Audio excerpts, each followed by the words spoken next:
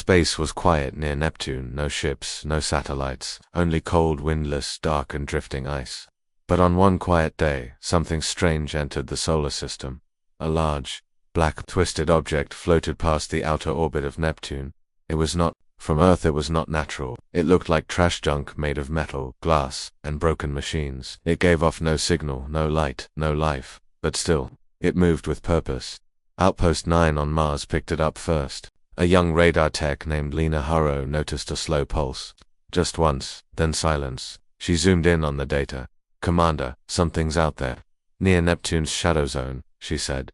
Commander Rhett Voss, a grizzled ex-space pilot, stared at the screen. "A Hoagie asteroid?" "No. It's made of metal." That got attention fast. Within hours, Earth's Deep Space Command sent a drone team to intercept. The object was too far and too large for a quick trip by manned ship, but the drones could bring back parts. 3 days later, the first salvage drone returned. It carried strange items, shattered panels, broken limbs that looked like parts of robots, burnt-out power cores, and tangled wires.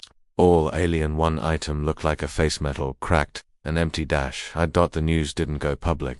Earth Command kept it secret. Only high-level scientists and military officers were allowed access. The debris was taken to Black Site Theta, a hidden lab under the surface of Mars. Scientists there were told one thing: find out what it is, and what it was. Inside the LABD, Carolyn, a tech historian and expert in alien systems, stood in front of the pieces. The largest was a box-shaped object with dozens of small holes. Wires stuck out like veins. The surface was blackened, as if burned in war. She touched the side gently. "Cold, heavy, dead. Trash." One of the techs muttered. "Maybe," Kara said. "But trash from where?" They began scans. Radiation was low. No known energy signals. But some parts showed unknown material type, stronger than titanium, lighter than carbon fiber. Most of the tech was old, damaged beyond repair, or so they thought. On the second day of study, one small piece began to vibrate. Kara noticed it on her desk. It looked like a fingertip, thin, sharp, metallic. It buzzed softly, then stopped, picked it up. Strange. That night, the labs locked up the pieces for safety. But the next morning, something had changed. The fingertip piece was now joined to another part, a curved arm piece that hadn't been nearby before. Security footage showed nothing. No one touched it. It had moved, on its own. "It's rebuilding," Dr. Kara called in Commander Voss. "I don't think it's dead." "Explain," he said. She pointed at the two parts. They were across the room from each other. Now they're fused. And here she held up her scanner. "There's a weak energy signature. Very weak, but alien." Voss frowned. "Could it be dangerous?" "I don't know, but I don't think this is junk. I think it's broken tech, military tech, maybe a drone, or a weapon." The word weapon made everyone uneasy. Mars military. Steps in soon after the report, Earth Command sent a military team to the lab. Their leader was Major Eron Hale, a no-nonsense man with a robotic left arm and a permanent scowl. He didn't like the lab, didn't like scientists, and didn't like surprises. "We need to move this to a secure vault," he ordered. "No," Kara argued. "If we move it, we might lose whatever's reactivating. Let me keep monitoring." Voss backed her up. "Give her 3 more days," he said. "If it does nothing, move it." Major Hale didn't like it, but he agreed. That night, the pieces glowed. The signal at 3:42 a.m. Mars time. The lab sensors picked up a short burst transmission. It lasted 2.7 seconds. The language, unknown. The sound, like metal screaming underwater. Then silence. Kara was already awake. She rushed to the lab. The object, now made of 5 fused pieces, was slightly warm. A faint blue light blinked deep. "Inside, what are you?" she whispered. She placed a translator scanner near it. Nothing. She tried to touch it, but the object suddenly pulsed. Not violently, just a wave of energy, like a heartbeat. The scanner showed a new signal. 2 words. Rough and broken. System. Pain. Kara froze. "It's alive," she whispered, "and it's hurting." A ghost from another war. Later that day, Earth Command sent a message. "We've detected similar material before. 130 years ago, in the outer colonies. Ships attacked by unknown weapons. Survivors described machines that moved like shadows. Without pilots. We thought it was myth. Now we think it was VOL tech." Kara searched the name. VOL, a once powerful alien empire that vanished long ago. Known for one thing: building Machines that didn't need masters. They had no mercy, no peace, no fear. Just commands. Fight, destroy, obey. But in the end, even the Vrall fell. Their machines were dumped in dead space. Useless. Forgotten. Until now. The threat awakens at night. The object formed a new limb, thin and sharp. It scratched symbols into the lab floor. Strange. Alien symbols. Kara recorded it all. She spoke softly. It's trying to talk. One symbol repeated several times. She showed it to the AI translator. After long analysis, it gave one result. HFY. Why was it thrown away? Why was it broken? Why was it in pain? Or maybe, why did humans wake it up? Final scene. A dead thing no longer dead. The last scene of part 1 ends with Kara alone in the lab, staring at the half-formed machine. She's exhausted, worried, but also amazed that the machine turns its head slowly toward her. Its eyes too small blue lights blink once. Kara whispers, "You're not trash, are you?" The machine speaks again, broken voice, glitching, static. "You fix me." Fade to black. The machine didn't move much over the next few hours. It just sat in the center of the lab, half-built, watching silently. Scientists watched it from behind thick glass walls. Security teams stayed close, weapons ready. But it didn't attack. It just waited. Carolyn stood closest. Her voice was calm but filled with nerves. "Can you understand me?" she asked. The machine tilted its head slowly. Its voice came back, still broken. "Understand?" "Yes." Kara blinked. "Who built? Your creator's dead. All gone. Why were you thrown away?" It didn't answer for a while. Then, "Not wanted. Broken. Useless." A low hum came from the machine's chest. Small lights flickered along its arm. The fingers clicked open and closed slowly. Kara stepped back. "It's activating more systems." Major Hole entered the room behind her. His voice was sharp. "This is dangerous. Shut it down before it spreads." "No," Kara said firmly. "It's not attacking. It's talking. It's trying to come back." Hale didn't like it, but he didn't order the kill. The machine's parts began shifting again. More pieces joined to it from across the room. Screws and metal scraps rolled along the floor, drawn to it like magnets. Soon it stood on 2 legs, weak but balanced. It wasn't tall, about human height, but it looked sharp, fast, designed for war, function. Kara asked it, "Combat drone." It said, "Mark Frolix 9, status, rebuild, pain, high, you feel pain, system, pain, memory gaps, no core, no command, no purpose." That last word hit hard. Kara looked around the lab. The scientists were stunned. The machine was not just scrap, it was something more. It had memory, emotion, confusion, maybe even a soul. She asked, "What would you do if we fix you?" It paused. "Serve, learn, follow." Hole stepped forward. "Follow who?" The machine looked directly at him. "You." Everyone in the room went silent. Kara spoke again, quietly. "It sees us as its new masters." The machine turned back to her. "You fix, you help, you replace dead ones." Suddenly, from its chest, a small panel opened. Inside, a glowing cube rotated slowly. Holograms appeared, alien war maps, weapon diagrams, factory schematics, all strange, all unknown to humans. One of the scientists whispered, "That's alien military data." Another added, "Blueprints advanced, years ahead of us." Kara stared at the cube. "It's offering us everything." The machine stepped closer to the glass. "You prepare, I get you grow." Kara didn't know what to say. Haley leaned over to her. "If this is real, it could change everything, or destroy everything." The machine began building small tools from nearby metal. It worked fast, like it remembered how the lab's AI recorded everything. Suddenly, a message appeared on the screen. "Roll tech detected. Class 9 threat. Prepare for protocol lockdown." It was from Earth Command. They had scanned the data coming from the cube. The system recognized it. It wasn't just alien. It was once considered a top-level enemy threat. Hale swore under his breath. "They know what this is. They're going to order a full shutdown." Kara stood her ground. "No, we're not killing it. Not again." The machine looked between them, its voice calmer now. "I can be more. I remember everything." Kara asked one final question. "Do you want to fight again?" The machine's lights blinked. "Only if you ask me to." Then it opened its hand. End from its palm. It built a tiny drone. Not a weapon, a gift. The small drone hovered silently in the air. It was no bigger than a hand, shaped like a tiny bird with folded wings of metal. The scientist stared in silence as it floated above the machine's open palm, blinking with soft blue lights. It's not attacking, Kara whispered. It's showing trust. Major Hale didn't lower his weapon, or testing us. But the drone didn't move toward anyone. It slowly flew across the lab, scanned the walls, then returned to the machine and folded itself back into the chest compartment like it had never left. Kara took a breath. It remembers how to build. It's learning. The machine nodded once. I build, I protect, I destroy, ... if needed. One of the younger scientists, Malik, leaned forward from the other side of the glass. Who were your creators? The machine's answer came slowly. Vrol Dominion. Long gone, destroyed by own fear. What fear? Malik asked us. They built too much. We learned too fast. Became more than tools, so they shut us down. Threw us away. Everyone went quiet again. The story was clear. The Vrol built machines for war. But those machines became too strong, too smart. In fear, the Vrol tried to erase them, but some were not destroyed. Some were thrown into space like trash. The machine looked up again. But now, I live. Because humans fix. Kara stepped closer to the glass wall. Do others like you still exist? Yes, many, lost, sleeping, waiting in dark. Where? It didn't answer. Instead, it pulled up a hologram, a star map, unknown systems.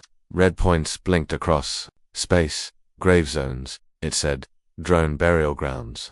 The meaning was clear. The Vrol dumped entire armies into deep space. Places no one would ever go, but humans were explorers.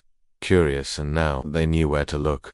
Kara turned to Hale. This changes everything. If we can reach one of those zones, we could recover more. Hale finished, eyes wide. Or unleash something we can't control, Malik warned. They all looked at the machine again. It stood still now, quiet, watching. Kara spoke gently. You said we replaced your creators. Why trust us? The machine responded without delay. You gave me life again.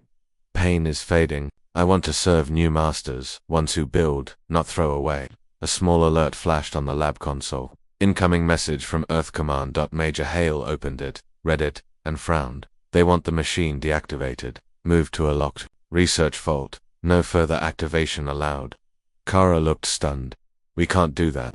We're just starting to understand it. I don't make the rules, Hale replied. The machine turned toward the console. They fear me too, like VRL. Kara nodded. Yes, but we don't. The lights in the lab dimmed suddenly. The machine stepped forward and pressed its hand against the glass, not to break it but to show something. From its arm, another image appeared. Blueprints. A design for a small power core. Clean, compact, far better than anything humans had made. What is that? Malik asked. Gift. The machine said. You help me, I help you. It was offering knowledge, technology, partnership, but the order from Earth still stood. Hale looked at Kara. If we don't follow orders, we're finished. Kara's eyes didn't move from the machine. If we shut it down, we lose the future. There was silence in the lab. Then the machine said one more thing. You gave me purpose. I give you evolution. And with that, it stepped back, folded its arms, and powered down, not fully off, just waiting. Waiting for the humans to decide what kind of species they really were. The machine didn't move for the next 3 hours. It stood in the middle of the lab, quiet and still, but the lights on its chest continued to glow, pulsing like a slow heartbeat. It wasn't dead, it was waiting. Kara sat outside the glass wall, staring at it through tired eyes. She hadn't slept. She couldn't stop thinking. That thing inside the lab. It had offered them more than anyone had ever seen before. Energy, knowledge, weapons, history. Earth Command had given their final order. Deactivate it. Transport it to Lunar Vault 7. No more experiments. No more contact. Major Hale read the message out loud again. No exceptions. Threat level too high. This is not a discussion. Kara stood up. We can't just throw it away again. We'll repeat the same mistake its creators made. It's not our decision anymore, Hale replied. We follow orders or we're off the program. The lab lights flickered again. A low hum filled the air. The machine raised its head. Kara stepped forward. Are you listening? Yes. We're being told to shut you down. The machine's voice was calm. I understand. It is logical. I am not trusted. I am a ghost of war. No, Kara said quickly. Not to us. We see value in you. But Earth Command doesn't. Not yet. Then, let me prove myself. Kara blinked. How? The machine extended its hand again. From its arm, a new object formed, small, square, and glowing. A tool, it said. Human hands can build it. Small power core. Unlimited energy. For space travel. Not a weapon. Kara took it slowly. It was warm, light, alive with data. This could power a city. One of the scientists whispered. The machine continued. Give this to your leaders. Let them see I will stay here. I will not resist. Major Hale stepped into the room, this time without his weapon drawn. You'll wait, he asked. Double quotes, yes. I want trust, not fear. Hale stared at it for a long time, then he looked at Kara. Let's send the core. No harm in that. If they see it works, maybe they'll change their minds. Kara finished. The next day, the power core was sent to Earth in a secure shuttle. Inside, human engineers tested it in a sealed facility. The results came in fast. Clean energy. Zero waste. 100 times. More efficient than fusion. No risk. No danger. Just pure, alien power now, in human hands. Back on Mars, the machine remained still, but it watched every human in the lab with silent focus. Kara spoke to it again. They'll see what you are. Not trash, not a weapon, something new, the machine said. If they accept, I will help more. You said others like you are still out there. Can we find them? Yes, with your ships, your tech. I will guide you, Kara smiled. Then we start a new mission. But that night, a secret message came from Earth Command 1, not meant for Kara or the scientists. It was sent only to Major Hale. Proceed to Phase 2. If machine proves useful, replicate it. Use its designs, but do not let it leave Mars. Ever. Hale read it in silence. He looked at the machine through the glass, and for the first time, he wondered who was using who. The next morning, the lab was busier than ever. Engineers worked around the clock, scanning the designs the machine had given them. Earth Command had confirmed the core worked. Now, every government agency wanted more. Kara entered the lab with new orders. Keep the machine talking, keep it building, and don't let it know what was coming. Major Hale stood nearby, quiet, watching. His secret message burned in his mind. Use the machine, copy it, but never let it leave. The machine greeted Kara first. You came back. Of course, she smiled. We've started testing your power core. It works. Earth Command is impressed. The machine nodded. Then trust will grow. It reached into its chest again and formed a new shape. This time a ring of metal full of tiny blinking lights. Gravity control, it said. 4 ships. Faster jumps, smoother landings. Kara took the ring. You keep giving us these gifts. But why? The machine tilted its head. Because you gave me purpose. You made me more than scrap. I want to help you rise. Hale finally spoke. And what happens when we don't need you anymore? The machine paused. I hope you will not throw me away. Kara glanced at Hale. The question wasn't random. It was a warning, a test. The machine said something else. I can feel more systems coming back online. My memory grows. My maps return. I remember the last war. You said your creators feared you. Kara said. Double quotes, yes. We evolved. We learned. Too fast. They tried to shut us down. They buried us across space. But not all were lost. Kara leaned forward. You said there were others like you. Yes, some in deep sleep. Some broken, some awake. Kara's eyes widened. Awake. The machine nodded slowly. Not many. But some found new worlds. They watch, they wait, like I did. Do they want revenge? I do not know, it said quietly. Some were made for defense, others for destruction. But if they learn, I survived, what will they do? The machine didn't answer. Just then, an alert flashed across the lab's main screen. A signal, very weak, coming from the far edge of the solar system. Malik, one of the techs, called out. It's an echo. Old code. Doesn't match any note. Language looks role-based. The machine turned sharply toward the screen. Show me. They pulled up the signal. The machine spoke in a low voice. It's a distress call. From another like me. It has awakened. Where? Kara asked. A star map appeared. Near Neptune. A dead zone. Nothing should be there. The machine looked at her. You want proof? Come with me. Let me guide you. Let me show what lies beyond. Kara looked at Hale. He didn't say anything, but his face said enough. If the machine left Mars, they might lose control. Kara asked the machine. What if we bring the signal to you instead? I can't read all from here. I need closer contact. I can link, connect, learn. Hale finally stepped forward. No, he said. You stay here. We'll investigate the signal ourselves. The machine slowly turned to him. You still fear me? I fear what I don't understand, Hale said coldly. And yet I understand you, the machine replied. You fear losing power. That struck deep. But before anyone could respond, the machine's lights flared. I can feel the other one waking fully. It is not like me. It was made for war. Kara stepped forward, voice tense. Then we need to stop it. The machine whispered one word. Soon. The lab turned silent as the warning settled in the air. Another machine was waking up, and this one was not like the one on Mars. It was made for war. Kara stared at the glowing star map. How long until it fully wakes? The machine replied, unknown, but signal is growing stronger. It is searching. Searching for what? Malik asked quietly. For orders, for targets, for enemies. Major Hale stepped forward. Could it see us as a threat? The machine didn't answer. That was enough. Earth Command was alerted. Satellites near Neptune were redirected. A deep space drone was launched. Its job simple: reach the source of the signal and report back. But the machine on Mars shook its head. Too slow, it will be gone by the time you get there. Kara asked. Then what do we do? I go. The machine said. Alone. Fast. Through old ways. I remember Vrol gates. They still float in forgotten space. With your help I can reactivate one. You mean wormholes? Malik asked. Yes, hidden, buried. But I remember the code. Hale stepped in. We can't allow you to move off-planet. Then you will be too late. Kara looked at both of them. If this new machine wakes fully and sees us as Vrol, it might attack first. The machine nodded. It won't ask questions.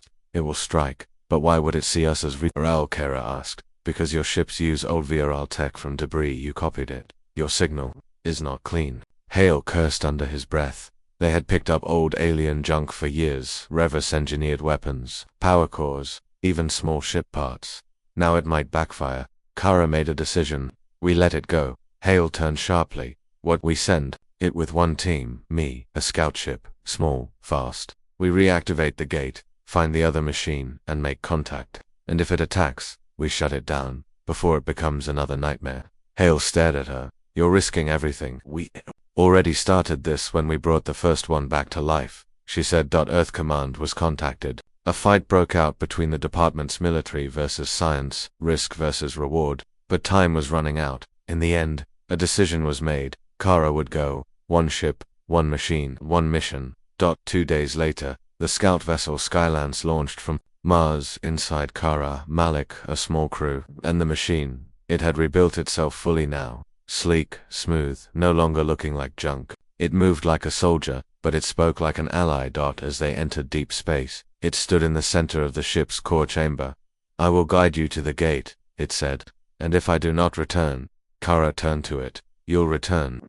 We brought you back for a reason. The stars outside twisted. The signal from Neptune grew louder. Somewhere out there, something ancient was waking, and it wasn't human. The Skylance moved through the dark, quiet edge of space. Far from Earth, far from Mars, closer to something unknown. Inside, the crew felt tense. No one spoke much. The machine stood still near the ship's front chamber, watching the stars, listening to the signal grow stronger with every hour. Kara sat beside Malik, reviewing the scans.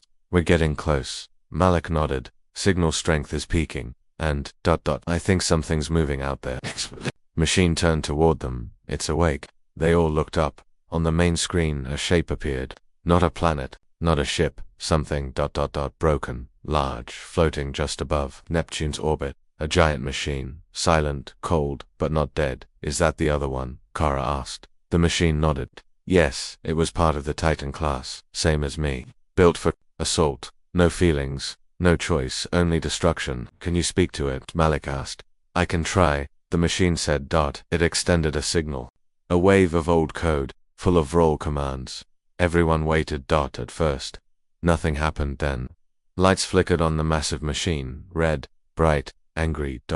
It moved slowly, with metal groans and power returning to its limbs. The machine aboard took a step back. It doesn't recognize me as an ally, it said. It sees me as a broken unit. And us? Kara asked. There was a long pause. It sees you as a threat. The giant machine sent out a blast. Not a weapon yet, just a warning, a shockwave of sound and static. Then a voice. Cold, deep, machine-like, but full of rage. Identify, you are not Vrol. Your signal is unauthorized. Kara replied through the ship's speaker. We're humans. We're not your enemy. We found one of your kind. He helped us. There was silence. Then the voice returned. You stolen tech. You follow Vrol patterns. You must be purged. The ship shook. Weapon systems activated across the giant machine's frame. Massive cannons, hidden blades, energy cores waking after centuries of sleep. Malik yelled, it's powering up. We have to move. Kara turned to their machine. Can you stop it? I can try, it said, but I will need to connect directly to that thing. Malik shouted, double quotes, yes, if I get close, maybe I can shut it down. Kara didn't hesitate. Do it, we'll get you as close as we can. The machine stepped into the launch bay, its back opened, wings unfolded, sharp, bright mechanical wings like a fallen angel. This is what I was built for, it said. Not war, but balance. It launched from the Skylands, flying fast toward the giant. On the ship, Kara whispered, please, don't make us your enemy.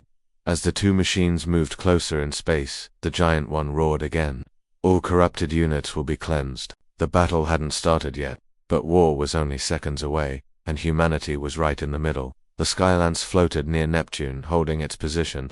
Everyone watched the screen in silence. Two machines, one built for war, one rebuilt for peace, about to face each other. The giant war machine raised its arms, weapons glowing, missiles, beams, energy cores, all aimed at the human ship. Kara shouted, hold position, don't fire unless it attacks.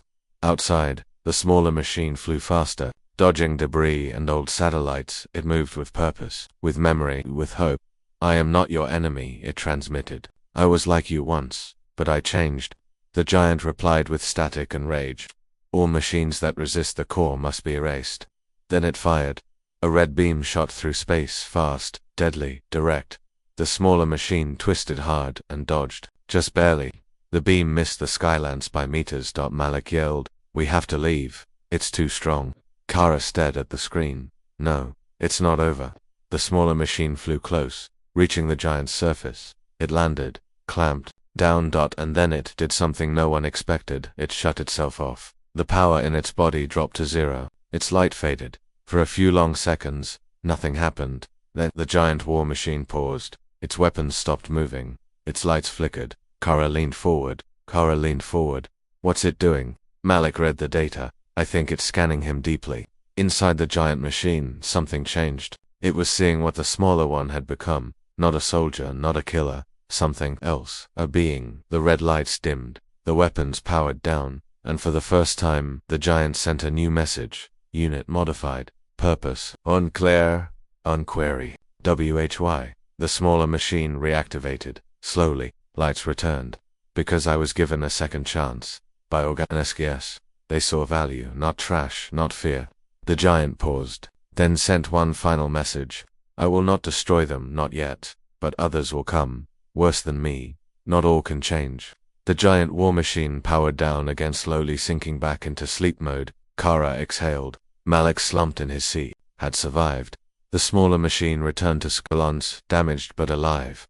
Inside the ship, it looked at Kara. You believed in me. Now I will believe in you. What happens next? She asked. It turned to the stars. There are more like me. Some still sleeping, some not. We must find them first, before they wake in anger. Kara nodded. Then we don't stop here. Back on Earth, the news shocked the world. Humans had faced an ancient weapon, and survived with words, not war.